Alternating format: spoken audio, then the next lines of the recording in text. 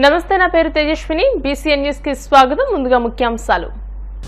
బెంగళూరులో కేంద్ర ఉక్కు మంత్రిత్వ శాఖ ఆధ్వర్యంలో నిర్వహించిన చింతన్ శిబిర్ 2025 ను ప్రారంభించిన కేంద్ర మంత్రి శ్రీనివాస్ వర్మ 2030 నాటికి దేశంలో 300 మిలియన్ టన్నుల ఉక్కును ఉత్పత్తి చేయడమే లక్ష్యం. ఉభయ గోదావరి జిల్లాల పట్టభద్రుల ఎమ్మెల్సీ ఎన్నికల కూటమి అభ్యర్థి రాజశేఖరంకి మద్దతుగా భీమవరం పట్టణంలో ప్రచారం నిర్వహించిన ఎమ్మెల్యే అంజిబాబు, టీడీపీ రాష్ట్ర పొలిట్ బ్యూరో సభ్యురాలు సీతారామలక్ష్మి.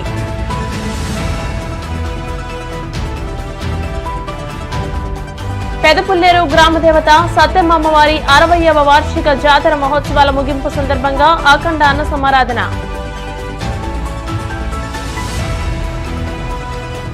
శ్రీ విజ్ఞాన వేదిక ఆధ్వర్యంలో ప్లాస్టిక్ నిషేధంపై అవగాహన కల్పిస్తూ భీమవరం కొత్త బస్టాండ్లో ప్రయాణికులకు క్లాత్ బ్యాగ్స్ పంపిణీ. 2030 నాటికి దేశంలో 300 మిలియన్ టన్నుల ఉక్కును ఉత్పత్తి చేయడమే లక్ష్యంగా ప్రణాళిక రూపొందించుకుని ముందుకు సాగుతున్నామని కేంద్ర ఉక్కు భారీ పరిశ్రమల శాఖల సహాయ మంత్రి భూపతిరాజు శ్రీనివాస్ వర్మ అన్నారు. సోమవారం బెంగళూరులో కేంద్ర ఉక్కు మంత్రిత్వ శాఖ ఆధ్వర్యంలో నిర్వహించిన చింతన్ శిబిర్ 2025 ను కేంద్ర మంత్రి భూపతిరాజు శ్రీనివాస్ వర్మ చేతుల మీదుగా ప్రారంభించారు. ఈ సందర్భంగా కేంద్ర మంత్రి శ్రీనివాస్ వర్మ మాట్లాడుతూ ఉక్కు ఆర్థిక అభివృద్ధికి మౌలిక సదుపాయాలు పారిశ్రామికీకరణలో ఎంతో కీలకమని అన్నారు. ఉక్కులో దేశాన్ని ఆత్మనిర్భర్ చేయడానికి 2030 నాటికి 300 మిలియన్ టన్నుల దేశీయ ఉక్కు ఉత్పత్తి లక్ష్యాన్ని చేరడంతో పాటు దేశంలో ఉక్కు తలసరి వినియోగాన్ని పెంచవలసిన అవసరం ఉందన్నారు. ప్రపంచ తలసరి ఉక్కు వినియోగం సగటు 219 కిలోలు ఉంటే భారతదేశంలో మాత్రం 97.7 కిలోలు మాత్రమే ఉందని 2030 నాటికి 170 కిలోలకు పెంచాలన్నది లక్ష్యంగా పెట్టుకున్నామని అన్నారు. ఉక్కు ఉత్పత్తి పెంచేందుకు అవసరమైన అన్ని రకాల చర్యలను తీసుకోవడానికి ప్రభుత్వం సిద్ధంగా ఉందన్నారు. ఈ సందర్భంగా ఏప్రిల్లో నిర్వహించనున్న ఇండియా స్టీల్ యొక్క 6వ ఎడిషన్ కు సంబంధించి ఇండియా స్టీల్ 2025 వెబ్సైట్ ను కేంద్ర మంత్రి శ్రీనివాస్ వర్మ చేతుల మీదుగా ప్రారంభించారు. ఈ సమావేశంలో కేంద్ర ఉక్కు మంత్రిత్వ శాఖ ఉన్నతాధికారులతో పాటు పిఎస్సి కీలక అధికారులు కూడా పాల్గొని ఉక్కు రంగం అభివృద్ధికి తీసుకోవాల్సిన చర్యలపై సుదీర్ఘంగా చర్చించారు. దేశీయంగా ఇనుప ఖనిజ నిల్వలను సమర్థవంతంగా వినియోగించుకుంటూ ఉక్కు ఉత్పత్తిని మెరుగుపరుచుకోవాలని, అలాగే పిఎస్సిల ఖర్చులు తగ్గించుకోవడంపై దృష్టి పెట్టాలని నిర్ణయించారు.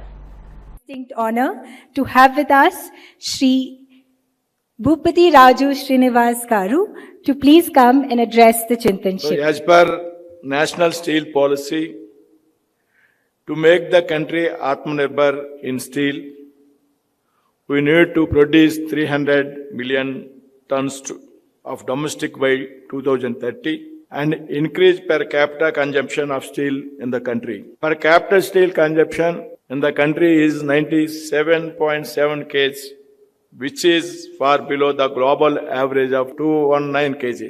Steel is critical to economic growth, supporting infrastructure and industrialization.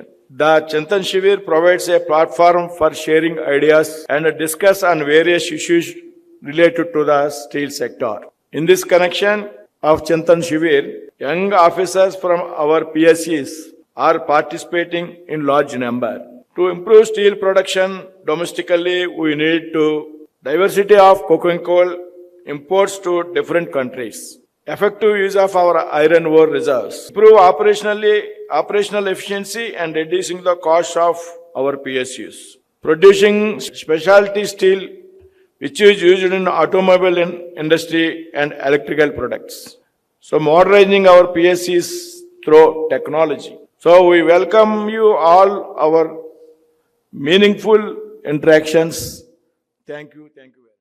తూర్పు పశ్చిమ గోదావరి జిల్లాల పట్టభద్రుల ఎమ్మెల్సీ ఎన్నికల అభ్యర్థి పేరాబత్తుల రాజశేఖరంకి మద్దతుగా భీమవరం పట్టణం సూర్యనారాయణపురంలోని 34, 36 వార్డులలో ఎన్డీఏ కూటమి నాయకులతో భీమవరం ఎమ్మెల్యే పులపర్తి రామాంజనేయులు, టీడీపీ రాష్ట్ర పొలిట్ బ్యూరో సభ్యురాలు, నియోజకవర్గ టీడీపీ ఇన్ఛార్జ్ తోట సీతారామలక్ష్మి ఎమ్మెల్సీ ఎన్నికల ప్రచారాన్ని నిర్వహించారు. ఈ సందర్భంగా పులపర్తి రామాంజనేయులు మాట్లాడుతూ గత వైసీపీ జగన్ ప్రభుత్వం అన్ని రంగాల్లోనూ విఫలమై నిరుద్యోగులకు ఉద్యోగ ఉపాధి అవకాశాలు లేకుండా నిర్లక్ష్యం చేశారని, ఎన్డీఏ కూటమి ప్రభుత్వం ఏర్పడిన తర్వాత ఎన్నికలకు ముందు ప్రకటించిన అన్ని సంక్షేమ ఉద్యోగ ఉపాధి హామీలను నెరవేర్చుకుంటూ వస్తున్నామని, రాష్ట్రం అభివృద్ధి చెందాలంటే ఎన్డీఏ ప్రభుత్వానికి మద్దతునిస్తూ కూటమి అభ్యర్థి పేరాబత్తుల రాజశేఖరంకి మొదటి ప్రాధాన్యత ఓటు వేసి గెలిపించాలని కరపత్రాలను అందజేసి ఓట్లను అభ్యర్థించారు.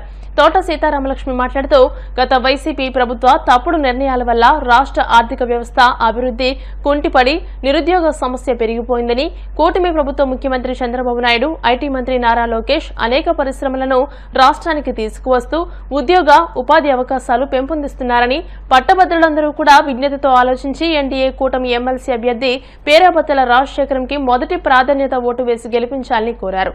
ఎమ్మెల్సీ ఎన్నికల పరిశీలకుడు మాజీ ఎమ్మెల్సీ బుద్ధా నాగ జగదీశ్వరరావు మాట్లాడుతూ, ఈ నెల 29వ తేదీన జరగనున్న ఉభయ గోదావరి జిల్లాల ఎమ్మెల్సీ కూటమి అభ్యర్థి పేరాబత్తుల రాజశేఖరంకి అత్యధిక ఓట్ల మెజార్టీతో గెలిపించవలసిందిగా కోరారు.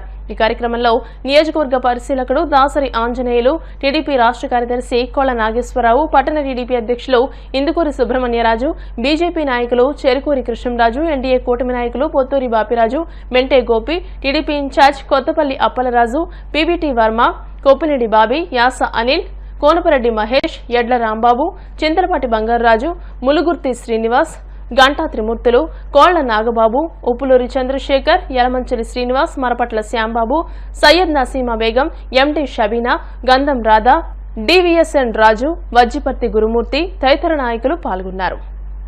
ఈరోజు వంశీకృష్ణానగర్లో ఉమ్మడి పశ్చిమ తూర్పుగోదావరి జిల్లాల పట్టభద్రుల ఎమ్మెల్సీ కూటమి అభ్యర్థిగా పేరాబత్తుల రాజశేఖర్ గారిని పోటీకి చేయటం జరుగుతుంది.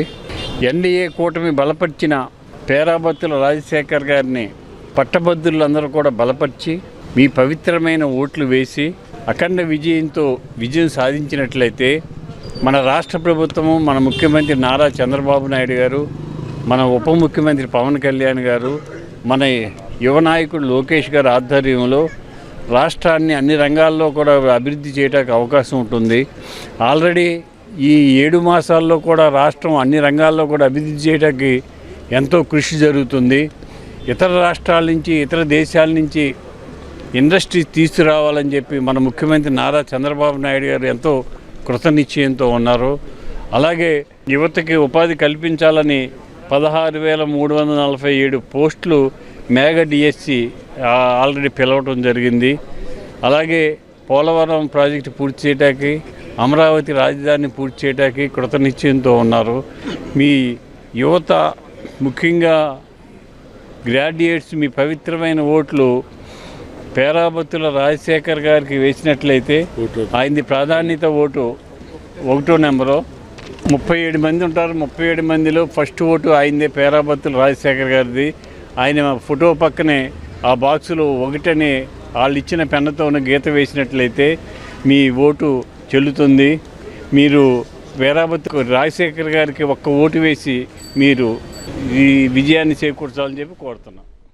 ఓటమి బలపరిచిన అభ్యర్థి ఎవరైతే ఉన్నారో రాజశేఖరం గారికి అఖండ మెజార్టీ సాధించాలని ఈరోజు ప్రచారంలో పాల్గొన్న నాయకులందరికీ పేరు పేరు నమస్కారాలు.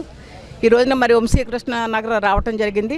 అక్కడ దాదాపుగా 190 వరకు ఓట్లు ఉన్నాయి. ఇక్కడ ఎవరైతే గ్రాడ్యుయేషన్ చేసిన ఉన్నారో అందరి ఓట్లను ప్రతి ఇంటింటికి వెళ్ళి ఓటు అభ్యర్థిని ప్రతి ఒక్కరిని అభ్యర్థించి ఈ రోజున మన రాష్ట్రంలో చూస్తున్నాం. అభివృద్ధి కావాలంటే, అలాగే నిరుద్యోగ సమస్య పోవాలన్నా తప్పనిసరిగా మనం ఈ ఎవరైతే అభ్యర్థి రాజశేఖరం గారు అన్నారో అత్యధిక మెజార్టీ ఇచ్చి నిగ్గించుకోవాల్సిన పరిస్థితి మన అందరి మీద ఉంది. ఇక్కడ ప్రతి ఒక్కరూ కూడా వాళ్ళ విలువైన ఓటుని విజ్ఞాతగల ప్రతి ఒక్కరూ కూడా, ఎందుకంటే దాదాపు రాజశేఖరం గారిది కూడా వేళ ఇది రావటం జరిగింది. ఆయన మ్యాండేట్ కూడా ఆయన 1వ నెంబర్ మీదే 1వ ఫస్ట్లోనే ఆయన పేరు ఉంది, 42లోనూ ఆ 1 ఆయనకి ఒకే ఒక గుర్తు ప్రతి ఒక్కళ్ళు వేసి మీ విజ్ఞాతగల ప్రతి ఓటరు కూడా మన మంచి మెజార్టీ ఇవ్వాలని మన ఎమ్మెల్సీ అభ్యర్థిగా ఉన్న రాజశేఖరం గారికి ప్రతి ఒక్కరికి పేరు పేరున తెలియజేసుకుంటూ ధన్యవాదాలు తెలియజేసుకుంటాం. ఉమ్మడి తూర్పుగోదావరి, పశ్చిమ గోదావరి జిల్లాల పట్టభద్రుల ఎమ్మెల్సీ ఎన్నిక ఈ నెల 27వ తేదీన జరుగుతుంది. ఆంధ్రప్రదేశ్ ప్రభుత్వం ఏర్పడిన తర్వాత 8 నెలల కాలంగా ఈ రాష్ట్రంలో ప్రజాస్వామ్య ప్రభుత్వం నారా చంద్రబాబు నాయుడు గారి నాయకత్వంలో జరుగుతుంది. ఆయన నాయకత్వంలో ఎన్డీఏ తరపు నుంచి ఈ ఉభయ గోదావరి జిల్లాల మరి ఎమ్మెల్సీ పట్టభద్రుల ఎన్నికకు పేరాబత్తుల రాజశేఖర్ గారిని నియమించడం జరిగింది. ఆయనకి బ్యాలెట్ పేపర్లో 1వ నెంబర్ వచ్చింది. దాని తినంగా 1వ నెంబర్ వేసి ఎన్డీఏ ప్రభుత్వానికి మద్దతు పలకాలని చెప్పి సందర్భంగా ఓటర్లందరూ విజ్ఞప్తి చేస్తున్నాను. భీమవరం నియోజకవర్గంలో 12,860 ఓట్లు ఉన్నాయి. ఈ నియోజకవర్గానికి వచ్చేటప్పటికి కేంద్ర మంత్రివర్యులు శ్రీనివాసవర్మ గారు, శాసనసభ్యులు అంజబాబు గారు, సీతారామస్ గారు, మేము అందరం కూడా మరి ఉమ్మడిగా ప్రతి ఓటర్కి ఇంటింటికి వెళ్ళి ఓటును అభ్యర్థిస్తున్నాం. రాబోయే రోజుల్లో నారా చంద్రబాబు నాయుడు గారు, పవన్ కళ్యాణ్ గారు, నరేంద్ర మోడీ గారు అందరూ నాయకత్వంలో మరి ఈ ఆంధ్రప్రదేశ్లో నిరుద్యోగులకు ఉద్యోగాలు రావాలన్నా, అలాగే అన్ని కార్యక్రమాలు జరగాలన్నా సరే అత్యున్నత మరి ఈ ప్రభుత్వానికి మద్దతు పలకాలన్న మరి ఆవశ్యకత మనందరికీ ఉంది. పట్టభద్రులు అంటే ఎంతో విజ్ఞప్తితో ఉంటారు. గతంలో జగన్మోహన్ రెడ్డిని ఓడించిన చరిత్ర వాళ్ళకు ఉంది. ఎందుకంటే అతను అధికారంలో ఉండగా అతను ఎమ్మెల్సీ అభ్యర్థులు ముగ్గురిని ఓడించిన ఘనత చంద్రబాబు నాయుడు నాయకత్వంలో ఉంది. కాబట్టి రాబోయే రోజుల్లో మరి అన్ని ప్రభుత్వ మళ్ళీ ప్రజాస్వామ్యంగా నడవాలంటే ఈ ఉమ్మడి తూర్పుగోదావరి పశ్చిమ గోదావరి జిల్లాల పేరవతి రాజశేఖర్ని గెలిపించి నారా చంద్రబాబు నాయుడు నాయకత్వానికి ఎన్డీఏ ప్రభుత్వానికి మద్దతు పలకాలని చెప్పి సందర్భంగా తెలియజేస్తున్నాను. స్థానిక 35వ వార్డు వంశీకృష్ణనగర్లో ఎమ్మెల్సీ అభ్యర్థిగా నిలబడిన పేరాబత్తుల రాజశేఖర్ గారికి ఎన్డీఏ కూటమి తరపున నిలబడిన నెగ్గించమని ఓట్లు అభ్యర్థించడానికి 35వ వార్డుకు వచ్చాం. అలాగే ఇక్కడ జనం ఇక్కడ ఓటర్స్ కానీ అత్యుత్సాహంతో తప్పకుండా ఎమ్మెల్సీగా కౌన్సిల్కి ఆయన్నే పంపుదామని మనకి మాట ఇవ్వడం జరిగింది. ప్రతి గ్రాడ్యుయేటు, ప్రతి టీచర్సు, విజ్ఞత కలిగిన ప్రతి ఒక్కరు కూడా ఎన్డీఏ కూటమినే బలపరుద్దామని మరొకసారి వాళ్ళు తెలపడం జరిగింది. దాని రీత్యా అందరూ కూడా తప్పకుండా హర్షాతిరేకాలు వ్యక్తం చేస్తున్నారు. తప్పకుండా రాజశేఖరం గారు అత్యధిక మెజార్టీతో కౌన్సిల్కి వెళ్ళడం ఖాయం. కూటమి అభ్యర్థిగా పేరాబత్తుల రాజశేఖర్ గారు నిర్ణయించారు అధిష్టానం. ఆయనకి 1వ నెంబర్ వచ్చింది. మన పట్టాభద్రులు భీమవరం నియోజకవర్గంలో ఉన్న పట్టాభద్రులు అందరూ మన అంజబాబు గారి ఆధ్వర్యంలో, సీతామహాలక్ష్మి గారి ఆధ్వర్యంలో మనందరూ కష్టపడి కూటమికి మనకి మెయిన్ ఎలక్షన్ అయిన తర్వాత మళ్ళీ ఇది మెయిన్ ఎలక్షన్ కింద భావించి మనందరం ఈయనకి శాసనమండలికి పంపాలని కోరుకుంటున్నాం. ఈరోజు ఉభయ గోదావరి జిల్లాల పట్టభద్రుల ఎలక్షన్ల నిమిత్తం స్థానిక 35వ వార్డు వంశీకృష్ణనగర్లో ప్రచారం చేయడం జరిగింది. పేరాబత్తుల రాజశేఖర్ గారికి గ్రాడ్యుయేట్స్ అందరూ కూడా 1వ నెంబరు సీరియల్ నెంబర్ 1లో ఓటు వేసి అత్యధిక మెజార్టీతో నెగ్గించవలసిందిగా కోరుచున్నాం. వంశీకృష్ణనగర్లో ఈ పట్టభద్రులు ఈ ఎలక్షన్ నిమిత్తం పేరాబత్తుల రాజశేఖర్ గారిని అత్యధిక మెజార్టీతో గెలిపించాలని అందరినీ కోరుకుంటున్నాం. అలాగే ఈ కూటమి అభ్యర్థుల ద్వారా ఈ పవన్ కళ్యాణ్ గారు కానీ, ఈ నారా చంద్రబాబు నాయుడు గారు కానీ మరి ఢిల్లీలో బీజేపీ గవర్నమెంట్ రావడానికి సరైన కృషి చేసి మా అందరికీ బీజేపీకి మంచి అవకాశం కల్పించారు. ఈ రకంగా కూడా వాళ్ళకి కృతజ్ఞత తెలుపుకుంటూ, అలాగే మన అభ్యర్థి పేరాబత్తుల రాజశేఖర్ గారు అత్యధిక ఓట్లతో మెజార్టీతో నెగ్గాలని కోరుకుంటూ పెదపుల్లేరు గ్రామ దేవత సత్యమ్మ అమ్మవారి 60వ జాతర వార్షిక మహోత్సవాలు సోమవారంతో ముగిశాయి. ఆలయ కమిటీ అధ్యక్షుడు కలిదిండి రామకృష్ణరాజు ఆధ్వర్యంలో ఈ మహోత్సవాలు అంగరంగ వైభవంగా నిర్వహించారు. రోజుకో అలంకరణలో అమ్మవారు భక్తులకు దర్శనమిచ్చారు. ఏపీఐఐసీ చైర్మన్ మంతెన రామరాజు అమ్మవారిని దర్శించుకుని ప్రత్యేక పూజలు చేశారు. అమ్మవారి ఆశీస్సులు ప్రజలందరిపైన ఉండాలని వేడుకున్నట్లు తెలియజేశారు. భక్తులు పెద్ద ఎత్తున పాల్గొని అమ్మవారికి నైవేద్యాలు సమర్పించారు. భక్తులకు నాన్ వెజ్ వంటకాలతో అన్న సమారాధన నిర్వహించారు. ఈ కార్యక్రమంలో పాల్గొన్న మహిళలకు రవికలు, గాజులు, పసుపు కుంకుమలతో కూడిన ప్రత్యేక కానుకలు అందజేశారు. ఆలయ కమిటీ ప్రతినిధులు కలిదిండి భాస్కర్ రాజు, కలిదిండి నరసింహరాజు, కలిదిండి శ్రీనివాసరాజు, కలిదిండి మురళీకృష్ణరాజు, నడింపల్లి సత్యనారాయణరాజు, నడింపల్లి ఏడుకొండలరాజు, కలిదిండి సీతారామరాజు, కలిదిండి రామకృష్ణరాజు తదితరులు ఏర్పాట్లను పర్యవేక్షించారు. ప్రజా ప్రతినిధులు, వివిధ రాజకీయ నాయకులు, అధికారులు, గ్రామ ప్రముఖులు, పాత్రికేయులు అమ్మవారిని దర్శించుకుని జాతర నిర్వహణకు సహకరించారని వివరించారు.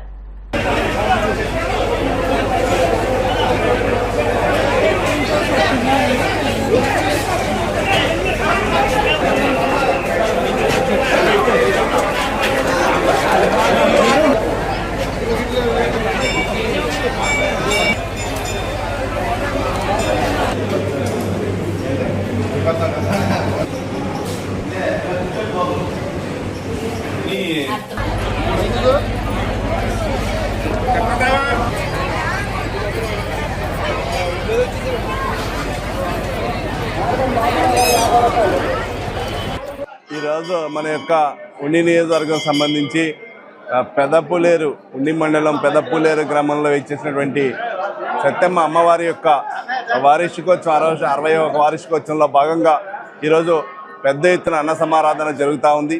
అన్న సమారాధనకి వేలాది మంది భక్తులు సుమారుగా 10,000 నుంచి 15,000 మందికి ఎప్పుడు కూడా ఈ గ్రామంలో ఉన్న పెద్దలు కానీ కమిటీ సభ్యులందరూ కూడా చక్కగా అన్నసమారాధన కార్యక్రమం చేయడం జరుగుతూ ఉన్నది.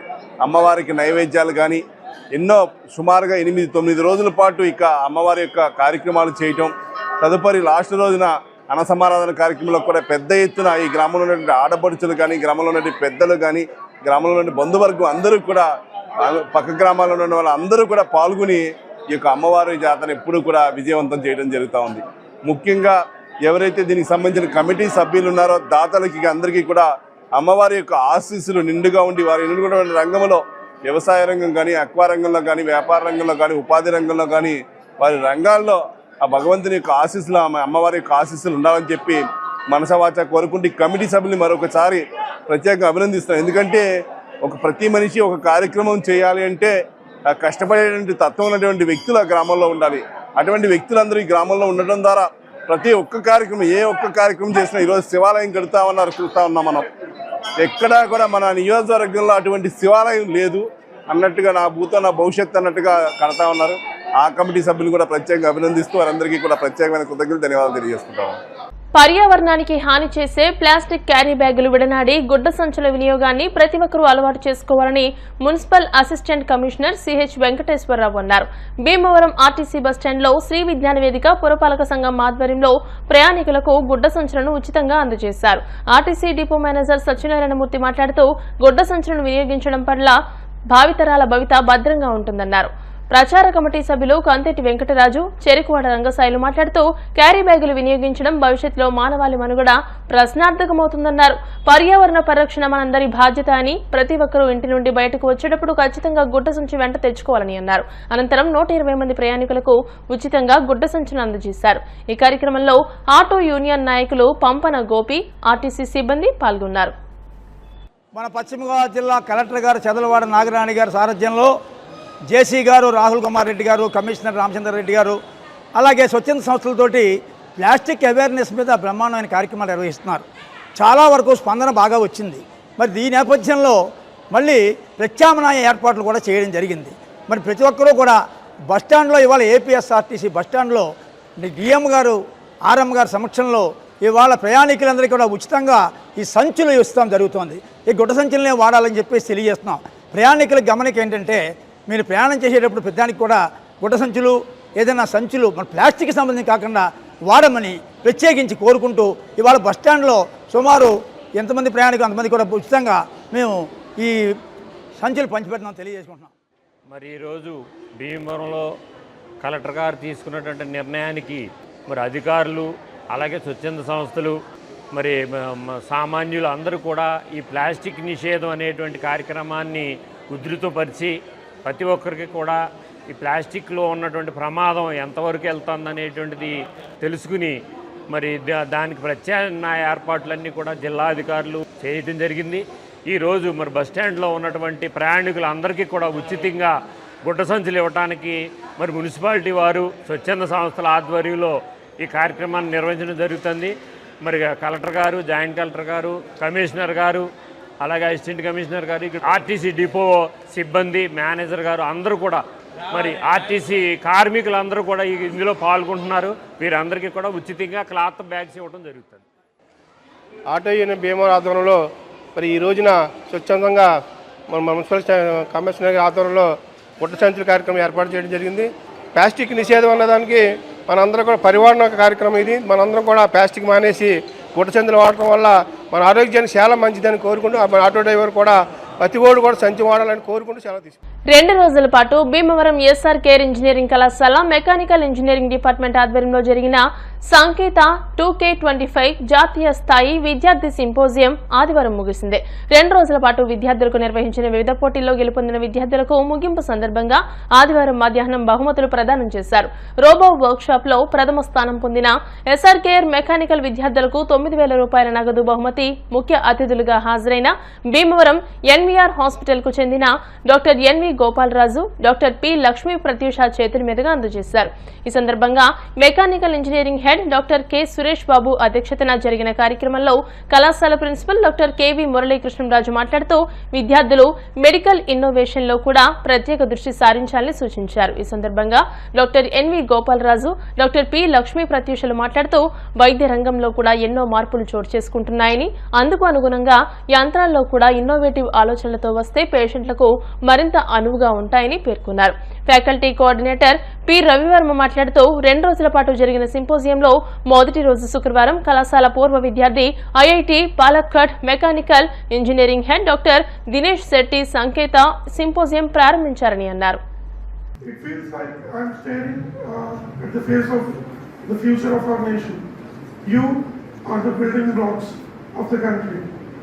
As Dr. Suresh Garu, or the principal sir, has already explained to you, there are changes. Changes are happening day in and day out. So we can't avoid technology. Our generation, we have seen the technology changing from rotary phone to the button phones to the cordless phones, and then came the mobile phones. The internet, it used to be the dial-up connections, then came the broadband, and the speeds have expanded, and internet is currently in our palm. Your generation, you have not seen this evolution of technology. The life of people was very slow paced.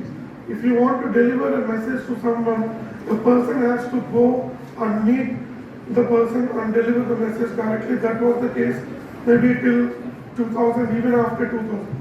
The mobile phone revolution came in 2000s and the internet revolution came later in 2010s.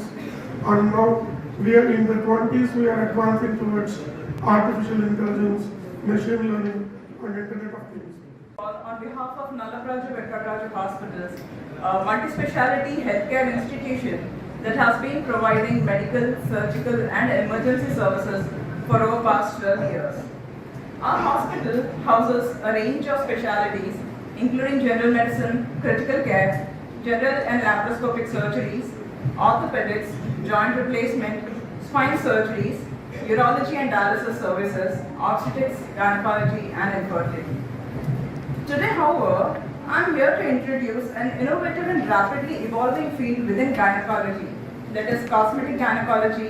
We also call it as aesthetic or functional gynecology or vaginal rejuvenation.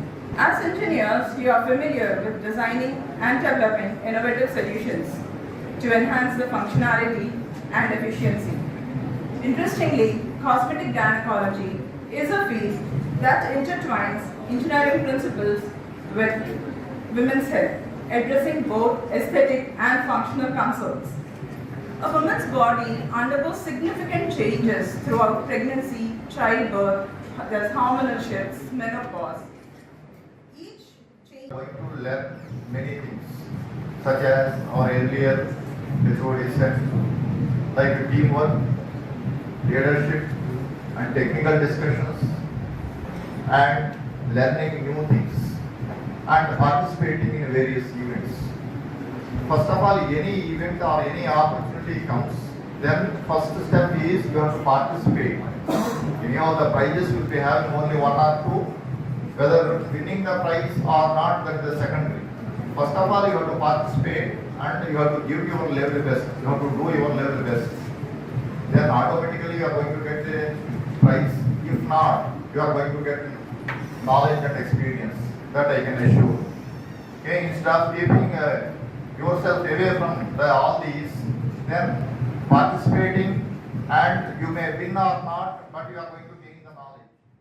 Mechanical engineering engineers design and develop essential medical devices such as ventilators, MRI machines, and surgical robots, ensuring precision and reliability. The mechanical engineers contribute to the creation of artificial limbs, joint replacements, and dental implants that improve the quality of the life for patients. The robotics engineers design special robots that assist doctors in performing surgical procedures with high accuracy. ఇప్పుడు కాసేపు ప్రకటనలు.